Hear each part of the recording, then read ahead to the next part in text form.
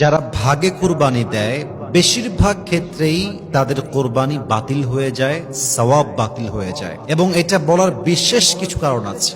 যারাই ভাগে কুরবানি দেন আমি সবাইকে বিনীত আবদার রাখছি, প্রিয় ভাইয়েরা প্লিজ মেহেরবানি করে 5টা বিষয়ে খেয়াল রাখবেন ভাগে কুরবানি দেওয়ার সময়। যদি এই 5টা বিষয়ে খেয়াল না রাখেন আপনার কোরবানি বাতিল হতে পারে, সওয়াব নষ্ট হতে পারে, আপনার এই শ্রম, আপনার এই অর্থ, আপনার এই নিয়াত, আপনার এই আমল সবকিছু বরবাদ হতে পারে। জাস্ট 5টা বিষয়ে খেয়াল রাখবেন, আপনার কোরবানি কবুল করতে পারে একজন। বলেন সবাই, তিনি কে?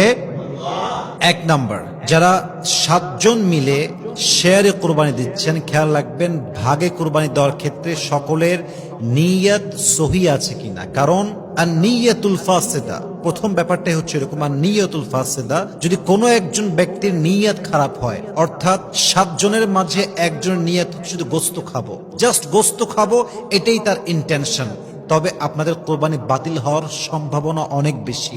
কারণ হাদিসে আসছে ইন্নামাল আমালু বিন্নিয়া, প্রত্যেকটা আমলের সওয়াব কি হবে, কেমন হবে, it's based on your intention. নিয়ত ভালো তো সওয়াব আছে, নিয়ত খারাপ তো আমলে কোনো সওয়াব নাই। এই জন্য খেয়াল রাখবেন আর নিয়তুল ফাসিদা, কোনো ব্যক্তির নিয়ত খারাপ আছে কিনা। রাজি আছেন তো ইনশাআল্লাহ? 2 নাম্বার, আর রিজকুল হারাম, 7 জন মিলে কোরবানি দিচ্ছেন, কিন্তু খেয়াল রাখবেন যে কোনো একজন ব্যক্তি ইনকামটা হারাম আছে কিনা। মনে করেন 7 জনের মাঝে একজনের ইনকাম হচ্ছে ঘুষের ইনকাম, কারো ইনকাম সুদের ইনকাম, কারো ইনকাম জুয়ার ইনকাম, কারো ইনকাম চাঁদার ইনকাম। অর্থাৎ 7 জনের মাঝে যদি জাস্ট 1 পার্সন এমন হয় যার নিয়তটা সহি না এবং তার ইনকামটা হারাম, এমন কোন ব্যক্তি যদি হয়, তার জন্য সবার কোরবানি বাতিল হয়ে যাবে। ঠিক কিনা বলেন? এবং হাদিসে আসছে আল্লাহর হাবিব বলেছেন ইন্নাল্লাহা তাইয়িবুন লা ইয়াকবালু ইল্লা তাইয়িবান, আল্লাহ নিজেও পবিত্র, আল্লাহ যা কবুল করে তাও পবিত্র। ঠিক কিনা বলেন? অতএব রিজিক যদি হারাম হয়, আর্ন মানি সোর্স যদি হারাম হয় কোন একজনের, আপনাদের কোরবানি বাতিল হতে পারে। আল্লাহ বোঝার তৌফিক দান করুক, পড়েন সবাই আমিন। 3 নাম্বারটা হচ্ছে আল মুজাদালা ফিল মিলিক, ডিসপিউটস ওভার ওনারশিপ রুয়েন কোরবানি। মাথায় রাখবেন, যদি আপনার ভাগে কুরবানি দেওয়ার ক্ষেত্রে ব্যাপারটা এরকম হয় যে একজন 500 কম দিয়েছে আর একজন 500 বেশি দিয়েছে, এখন এই মালিকানা নিয়ে ঝগড়া চলছে। অনেকে বলছে এই ভুড়িটা আমি নেব কারণ আমার 500 বেশি আছে, কেউ বলছে এই কলিজা আমি নিব আমার 1000 বেশি আছে। এই যে মালিকানা নিয়ে ঝগড়া করা আপনার কোরবানির সওয়াবকে বাতিল করতে পারে, নষ্ট করতে পারে। অতএব যার যেটা ভাগ থাকবে স্পষ্ট থাকবে, কিন্তু কেউ কাউকে মালিকানা নিয়ে খোটা দিয়ে, ভাগ নিয়ে ঝামেলা করে, ঝগড়া করে, নিয়তকে বাতিল করে কোরবানির সওয়াবকে বাতিল করা যাবে না। ঠিক কিনা বলেন? এই জন্য আপনারা মালিকানা নিয়ে ঝগড়া করবেন না। 3 নাম্বার বিষয়। 4 নাম্বার বিষয়টা হচ্ছে যে আজ-যুহকু ওয়াত-তাফাখুর, এমন একটি বিষয় যেটা অনেকের মাঝে আজকাল দেখা যায়। বেশিরভাগ কোরবানি হয় শো অফের উপরে। দেখবেন যে কেউ অনেক বড় কোরবানির জন্য গরু কিনে এবং এটা সেলফি তুলে ফেসবুকে দেয়, আপনার স্টোরিতে দেয়, টিকটক মেক করে। জাস্ট একটাই উদ্দেশ্য, গরু যদি বড় কিনেছি আমি, আমার ভিডিও ভাইরাল হবে বেশি। এই ভাইরালের চিন্তা, শো অফের চিন্তা আপনার সমস্ত আমলকে বাতিল করতে পারে। ঠিক কিনা বলেন?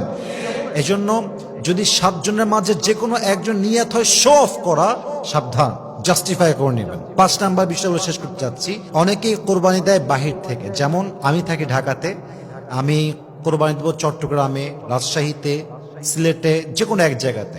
এখন 7 জন ভাগে আছি, কিন্তু 6 জন থাকি দেশের বাইরে অথবা আমাদের শহরের বাইরে। এখন যাকে আপনি দায়িত্ব দিয়েছেন সে যখন জবাই দিচ্ছে কোরবানির গরুটাকে, সে কোরবানির বিধান সম্পর্কে, জবাই এর বিধান সম্পর্কে, কেমনে কাটতে হয়, কেমনে জবাই দেওয়া লাগে, কেমনে ভাগ করতে হয়, কেমনে কি করতে হয়, he doesn't know anything about it, সে কিছুই জানে না। এখন সে কোরবানির গরু জবাই করতে গিয়ে হত্যা করে ফেললো, কথার কথা। এখন একজনের মিস্টেকের জন্য, বিধান না জানার জন্য 7 জন কোরবানি বাতিল হয়ে যাবে। ঠিক কিনা বলেন?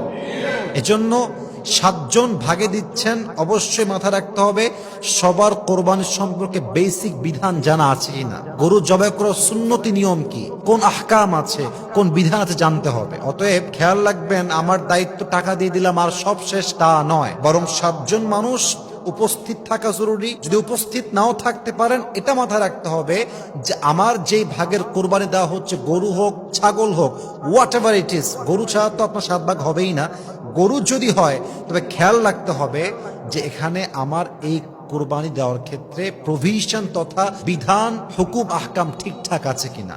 আল্লাহ সবাইকে এই 5টা বিষয় বুঝে ভাগে কোরবানি দেওয়ার তৌফিক দান করুক। আমরা সকলেই জবান করে পড়ছি আমিন। এই 5টা ভুল যেন না হয়, আল্লাহ আমাদের সবাইকে 5টা বিষয় মেনে আমাদের কোরবানি দেওয়ার তৌফিক দান করুক। পড়েন সবাই আমিন।